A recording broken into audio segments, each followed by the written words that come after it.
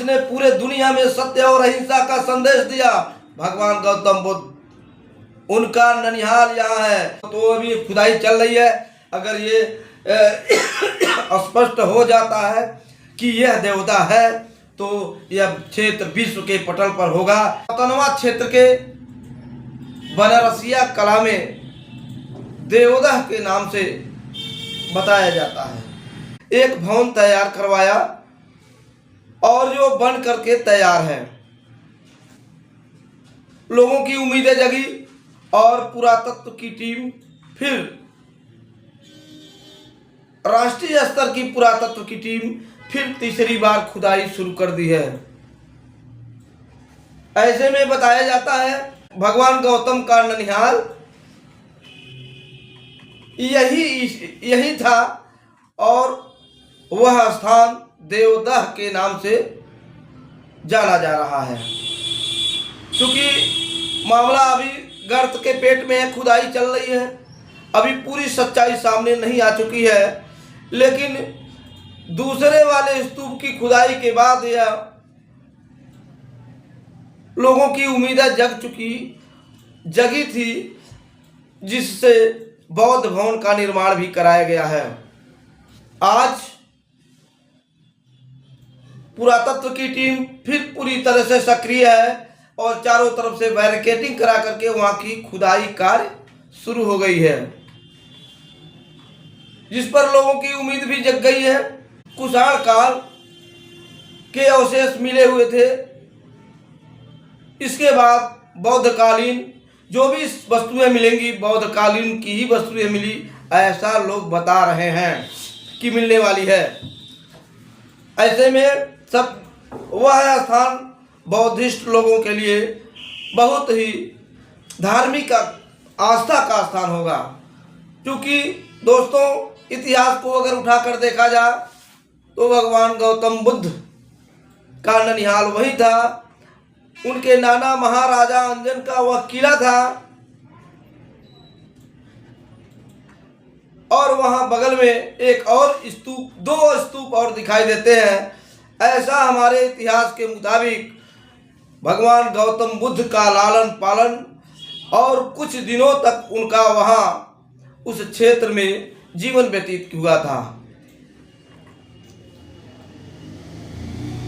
इतिहास के पन्नों को जब खंगालने का काम किया गया तो ऐसा बताया गया कि वहां आज भी मौजूद एक ताल है। बताया जाता है कि भगवान गौतम बुद्ध जब छोटे उम्र में थे तब महारानी प्रजापति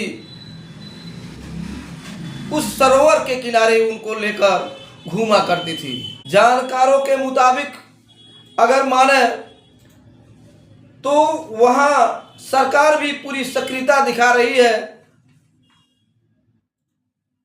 कि वहां बौद्ध स्थल है। वहां बौद्धिस्टों को रहने के लिए तमाम सारी व्यवस्थाएं बन चुकी हैं। खुदाई भी बड़ी तेजी के साथ चल रही है।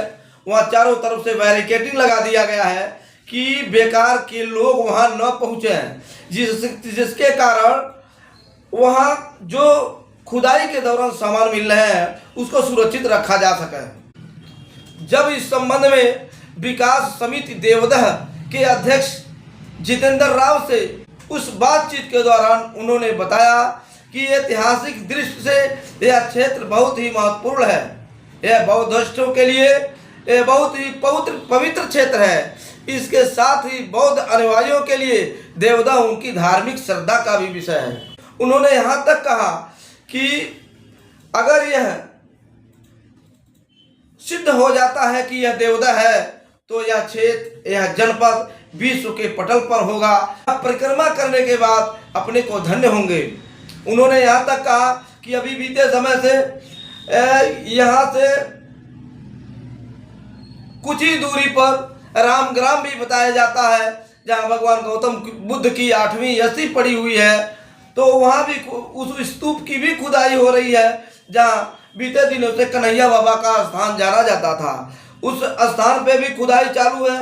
इस समय वर्तमान में पुरातत्व की टीम जो उनको समय मिला था खुदाई करने का, वो समय पूरा हो जाने के कारण पुरातत्व टीम चली गई है। फिर दूसरी बार वहाँ खुदाई होगा। उन्होंने बताया कि यह महाराजगंज का यह क्षेत्र बहुत ही बौद्धिस्टों के लिए श्रद्धावान है।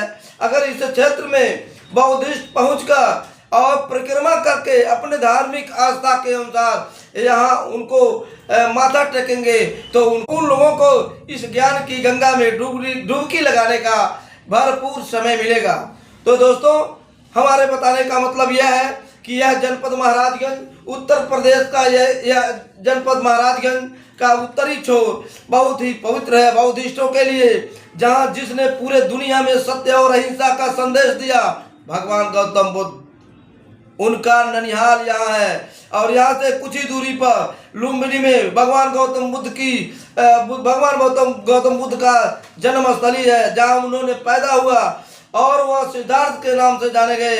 वहाँ से जो कि कुछ ही दूरी पर देवदा में जो बररसिया गांव है, उसी के बगल में यह एक स्तूप है जिसको देवदा माना जा रहा है। महाराजा अंजन का किला है। तो इस तरीके से हमारे दिखाने का मतलब यह है कि हमारे ऐतिहासिक धरोहर आज भी पड़े हुए हैं, जिसने पूरे दुनिया को संदेश दिया, उनका ननिहाल यहाँ है। तो अभी खुदाई चल रही है।